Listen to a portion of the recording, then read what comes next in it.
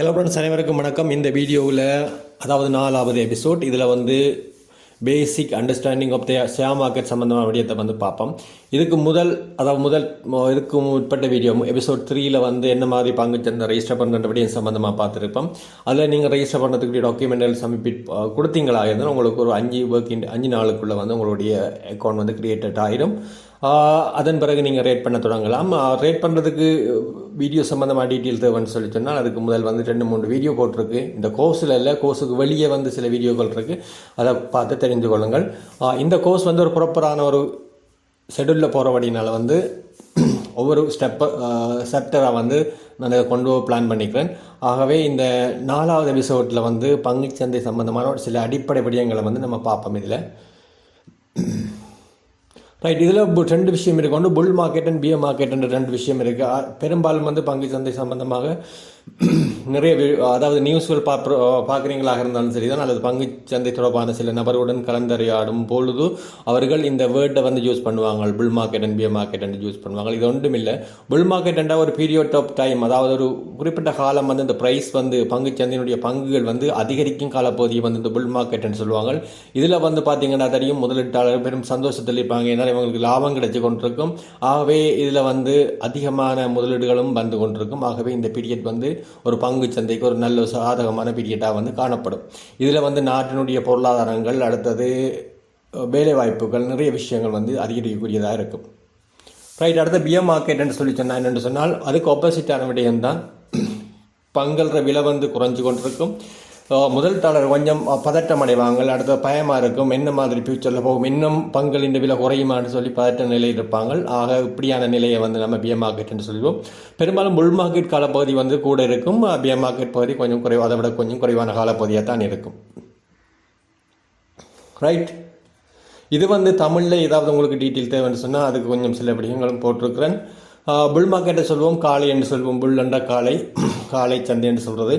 இதில் வந்து பங்குச்சந்தையினுடைய இந்த புல் மார்க்கெட்டில் பார்த்தீங்கன்னா அது ஏன் இப்படி சம்பவம் நடக்குதுன்னு சொல்லி சொன்னால், நீங்கள் சாதாரணமாக ஒரு அட்வான்ஸ் லெவலில் வந்து நீங்கள் எக்கனாமிக் படிக்கிறீங்களா தெரியும். அங்கே 2 விடயம் கவனிச்சிருப்பீங்க. ஒன்று கேள்வி எண் நிரம்பல்னு சொல்லி, அந்த கேள்வி அதாவது பங்களுக்கான கேள்வி. இப்போ சாதாரணமாக பார்த்தீங்கன்னா தெரியும், இலங்கையில் அரிசிக்கான கேள்வி அதிகரித்து அதுக்குரிய சப்ளை குறைவாக இருக்கும் என்று சொன்னால் அரிசி விலை வந்து அதிகரிக்கும். அதே மாதிரியான சேம் சினாரியோ தான் இங்கேயும் வந்து யூஸ் பண்ணப்படும். பங்களுக்கான கேள்வி வந்து அதிகமாக இருக்கும் பொழுது அதே நேரம் நிரம்பல் சப்ளை வந்து குறைவாக இருக்கும். சில பேர் பங்களை வந்து விற்க விரும்ப மாட்டாங்க. சில பேர் ஒரு நல்ல ஒரு பங்கு உங்கள்கிட்ட இருக்குன்னு சொல்லி சொன்னால் அந்த பங்கை நீங்கள் விற்க விரும்பவில்லை என்று சொல்லினால் பங்களுக்கான கேள்வியும் அதிகமாக இருக்கக்குள்ள இந்த ப்ரைஸ் வந்து ஆட்டோமேட்டிக்காக கூடும்.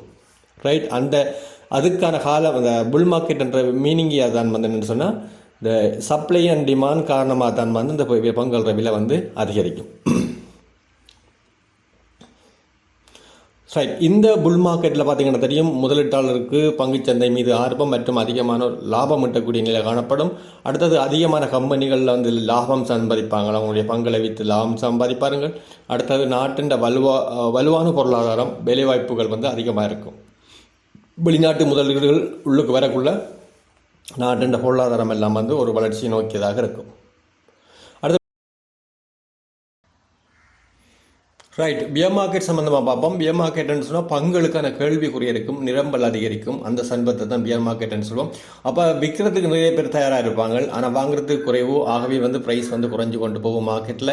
இதில் வந்து பார்த்திங்கன்னா தெரியும், சில முதலீட்டாளர்கள் வந்து பயப்படுவாங்க, இந்த பங்குச்சந்தை இன்னும் விலை குறையுமான்னு சொல்லி பயப்படுவார்கள். ஆகவே இந்த டைமில் வாங்க மாட்டார்கள். ஆனால் அதே நேரம் ஒரு சில முதலீட்டாளர்கள் என்ன செய்வாங்கன்னா இந்த டைமில் வந்து அதிகம் பங்குகளை வந்து வாங்கி விற்பாங்க. காரணம் என்னென்று சொன்னால் அவளுக்கு தெரியும் அந்த குறிப்பிட்ட கம்பெனியோட பங்கு வந்து ஒரு ஃப்யூச்சரில் வந்து நல்லா போகுமென்ற மீனிங்கில் வந்து அந்த டைமில் வந்து குறைஞ்ச விலையை சாதகமாக பயன்படுத்தி வாங்கி அதை வைத்துக் கொள்வார்கள். அடுத்தது பொதுவான முதலீட்டாளர்கள், அதாவது நாளாந்த வியாபாரம் செய்யும் முதலீட்டாளர்கள் எல்லாம் வந்து கட்டாயம் வந்து என்ன செய்வாங்கன்னு சொன்னால் அந்த முதலீட்டின் மீது, அதாவது பங்குச்சந்தையின் இந்த பியர் மார்க்கெட்டில் இனி முதலீடு செய்வதற்கு கடினமாக இருக்கும் என்ற ரீதியில் வந்து பங்குச்சந்தையிலிருந்து விலகிக் கொள்வார்கள். புதிய பங்குகளை வந்து வாங்குவதற்கு குறைத்துக் கொள்வார்கள். ரைட், அதுக்குரிய 2 டிஃப்ரெண்ட் இந்த புல் மார்க்கெட்டுக்கும் பியர் மார்க்கெட்டுக்கும் இடையிலான வித்தியாசங்களை வந்து நான் குறிப்பிட்டிருக்கேன். சந்தை போக்கு அப்படி விலை உயரும் அல்லது உயரும் என்று எதிர்பார்க்கப்படுகிறது. அடுத்த கிரெடிட் சந்தை என்று சொல்லிச்சுன்னா விலை குறையும் அல்லது குறையும் என்று எதிர்பார்க்கப்படுகிறது. முதலீட்டாளருக்கு இங்கே நம்பிக்கை இருக்கும், இங்கே அவநம்பிக்கையாக இருக்கும், பயமாக இருக்கும். பொருளாதாரம் வந்து இங்கே வலுவாக இருக்கும், அங்கே விலை குறைவாக இருக்கும். காரணம் என்னென்று அடுத்தது முதலீட்டாளர்களின் அணுகுமுறை வந்து எதிர்காலத்தில் விலை உயரும் என்று எதிர்பார்ப்பாங்க, அங்கே குறையும் என்று எதிர்பார்ப்பாங்க. நான் இதை வந்து ஷோர்ட்டாக குயிக்காக வந்து சொல்லி கொண்டு போகிறேன். காரணம் என்னென்னு சொல்லிச்சுன்னா ஒரு குறிப்பிட்ட நேரத்துக்கு எல்லா விடயங்களையும் சொல்ல வேண்டும் என்ற காரணத்தினால் வந்து சில இதை குறைச்சி கொள்கிறேன். அடுத்து சந்தை குறியீடு மேல் நோக்கி போய் கொண்டிருக்கும், அடுத்தது பெரும்பாலும் கீழ் நோக்கி வந்து கொண்டிருக்கும். கால அளவு வந்து ஒரு நீண்ட காலம் நீடிக்கக்கூடியதாக இருக்கும். பொதுவாக இந்த புல் மார்க்கெட்டை விட வியர் மார்க்கெட் காலப்பகுதி குறைவாகவே இருக்கும். ரைட், இந்த கிராஃபை பார்த்தீங்கன்னா உங்களுக்கு தெரியும்,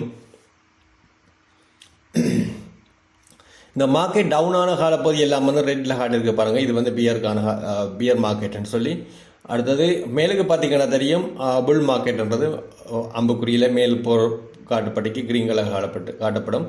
அதே நேரம் மற்ற பார்த்தீங்கன்னா தெரியும் இந்த பீரியட்டை வந்து உங்களுக்கு தெளிவாக வந்து இந்த கிராஃப் வந்து காட்டுது. எது புல் மார்க்கெட் எது பியர் மார்க்கெட்டுன்ற காலப்பகுதியை காட்டும். ரைட், அதுக்கடுத்தா வந்து 2 விடயம் இருக்குதுல என்னென்னு சொல்லிச்சுன்னா,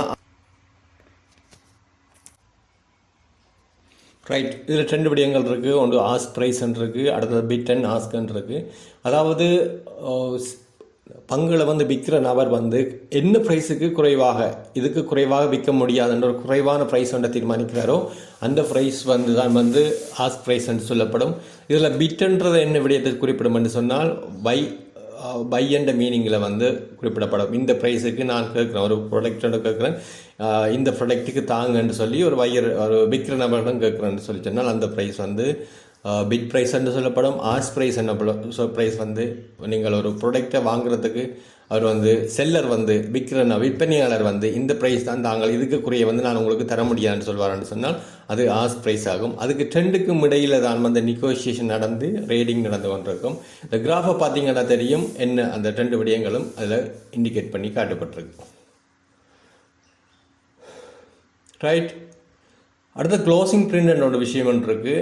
இதில் என்னென்னு சொன்னால் சில டேர்ம் வந்து இதில் அடிஷ்னலாக நான் இன்சர்ட் பண்ணிக்கிறேன். இந்த மார்க்கெட் சம்மந்தமான விடயங்களுக்காக வேண்டி சில உங்களுக்கு தெரிஞ்சிருக்கணுன்றதுக்காக வேண்டி இது க்ளோசிங் பிரிண்ட்ன்றதுன்னு சொல்லிச்சுனால் ஒரு ஷேர்ஸில் ஃபைனல் ப்ரைஸஸை வந்து ஒரு டே ரீடிங்லேயோ அல்ல ஒரு நாள் முடிய கடைசியாக நடக்கிற அந்த ஸ்டாக்கோட கடைசி ப்ரைஸ். இன்றைக்கு ஒரு ஷேர்ஸ் வந்து கம்பெனியுடைய XY செட்ன்ற கம்பெனி ஷேர்ஸ் 99 ரூபா விற்குது, 93 ரூபா, 97 ரூபா, கடைசியாக 91 ரூபாய்க்கு விற்றுத்தன்னு சொல்லிச்சுன்னா கடைசி ப்ரைஸை தான் சொல்லுவோம்.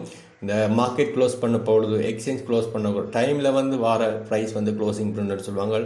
அடுத்த பைபேக்ன்ற ஒரு மீனிங் ஒன்று இருக்குது. என்னென்னு சொல்லி சொன்னால் ஒரு கம்பெனி தன்னுடைய ஷேர்ஸுகளை வந்து குறிப்பாக பார்த்தீங்கன்னா தெரியும் பெரிய கம்பெனிகள் வந்து இப்போ இந்தியாவில் ரிலையன்ஸ் மாதிரியான கம்பெனிகள் என்னென்ன செய்யும்னு சொன்னால் தங்களோட பங்குகளை வந்து சில காலப்பகுதியில் அதிகமான பங்குகளை வந்து பங்காளர்கள் அதாவது மார்க்கெட்லேருந்து கொள்வனம் செஞ்சு உள்ளுக்கு எடுத்துக்கொள்வாங்க. இது வந்து என்னென்னு சொன்னால் அவங்களுடைய பங்குகளோட பெறுமதியை ஒரு நிலையான விலையில் தக்க வைக்கிறதுக்கும் இதுக்கான ஒரு நடவடிக்கை. சில வேளை பங்குகள் வந்து இப்போ ரிலையன்ஸ் சம்பந்தமான கம்பெனிகளுடைய பங்குகள் வந்து சடனாக விலை குறையும் பொழுது என்ன செய்வாங்கன்னு சொன்னால் உடனே பங்குகளை வந்து கம்பெனியை வந்து வாங்கி எடுத்துருவாங்க. பைபேக் பண்ணி அந்த சப்ளையை வந்து கடாண்டு குறைப்பாங்க. அந்த சந்தர்ப்பத்தான் சொல்லுவோம் பைபேக்குன்னு சொல்லி. அடுத்த டே ரேடிங்னு சொல்லிச்சுன்னா தெரியும் சில நபர்கள் வந்து ஒரு நாளைக்குள்ளேயே வந்து ரேடிங் ஷேர்ஸையும் வாங்கி அதே அன்றைய நாளில் வந்து விட்டு மார்க்கெட்டு வெளியே இருக்கிற செயற்பாடத்தை வந்து டே ரேடிங்னு சொல்லுவோம். அடுத்தது ஒரு நாள் நடக்கிற செயற்பாடம் வந்து டே ரேடிங், ஒரு சிங்கிள் டேயில் நடக்கிற ரேடிங் வந்து இந்த டே ரேடிங்னு சொல்லி குறிப்பிடப்படும். அடுத்து ஸ்டாக் போர்ட்ஃபோலியோன்னு சொல்லி ஒரு விடயம் இருக்குன்னு சொன்னால் நீங்கள் ஒரு 10 கம்பெனியுடைய ஷேர்ஸை வாங்குறீங்களாக இருந்தால் உங்களுடைய அதை 1 லட்சம் ரூபா செலவழித்து நீங்கள் 10 கம்பெனியுடைய ஷேர்ஸை வாங்குறீங்களான்னா அந்த 10 கம்பெனியுடைய ஒட்டுமொத்த பெறுமதி வந்து உங்களுடைய போர்ட்ஃபோலியோவாக காணப்படும். இது வந்து ஸ்டாக்குக்கு மட்டுமல்ல எல்லா விடயங்களுக்கும் இது பொருத்தமானதாக இருக்கும். அடுத்து ஸ்டாக் ப்ளீட் என்று சொல்கிற ஒரு விஷயம் ஒன்று இருக்குன்னா ஒரு பங்குடைய ஷேர்ஸ் வந்து ஒரு பெரிய அமௌண்ட்டாக போகிற நேரம் சில பல 1000 ரூபீஸ் போகிற நேரம் என்று வச்சுக்கொண்டால் அதை வந்து சில நபர்கள் வந்து சின்ன முதலீட்டாளர்கள் வந்து வாங்குவதற்கு விரும்ப மாட்டார்கள். ஆகவே அந்த சந்தர்ப்பத்தில் அந்த ஷேர்ஸை வந்து என்ன செய்வாங்க, ஸ்ப்ளீட் பண்ணுவாங்க. சில பல ஒரு 20-30 வருஷத்துக்கு முதல் ஸ்டார்ட் பண்ணப்பட்ட கம்பெனியான்னு சொன்னால் அவங்களுடைய 1 மில்லியன் ஷேர்ஸ் தான் இருக்குன்னு சொல்லி சொன்னால் அப்போ அந்த சந்தர்ப்பத்தில் அவங்க கொஞ்சம் கம்பெனி எக்ஸ்பேண்ட் பண்ணுறதுக்கும் அடுத்தது இன்னும் புது முதலீட்டாளர்களை ஊக்குவிக்கிறதுக்காக வேண்டி அந்த ஷேர்ஸை வந்து இப்போ எக்ஸாம்பிள் ஒரு ஷேர்ஸ் வந்து 1000 இருக்குன்னு சொன்னால் அதை 10ஆகவோ அல்லது 20ஆக வந்து ஸ்ப்ளிட் பண்ணி அதை ஒரு ஷேர்ஸ் வந்து 10 அல்லது 20 ஷேர்ஸாக வந்து மாற்றப்படும். அந்த சந்தர்ப்பத்தை வந்து ஸ்டாக் ஸ்ப்ளிட்ன்னு சொல்லுவாங்க. ரைட், அது அவ்வளோதான் விஷயம் ஃப்ரெண்ட்ஸ். இந்த வீடியோவில் இது இப்போவே பார்த்தீங்கன்னா தெரியும், வீடியோ கொஞ்சம் பெருசாக லெந்தாக போயிட்டு நான் அவ்வளோ சீக்கிரமாக அந்த இதுக்குள்ளே குறிப்பிட்ட நேரத்துக்குள்ளே முடிக்கலாம்னு யோசிக்கிறேன். இதுக்கு மேலதிகமான தகவல் தேவைன்னு சொன்னால் நீங்கள் அந்த கீழே கமெண்ட்ஸில் கொடுங்க. இதே மாதிரி சில மிக முக்கியமான விடயங்கள் தொடர்ச்சியாக வந்து இந்த எபிசோட்டில் வந்து வரும். ஓகே, நன்றி ஃப்ரெண்ட்ஸ். இனி ஒரு அடுத்த ஒரு வீடியோவில் சந்திப்போம். நன்றி, வணக்கம்.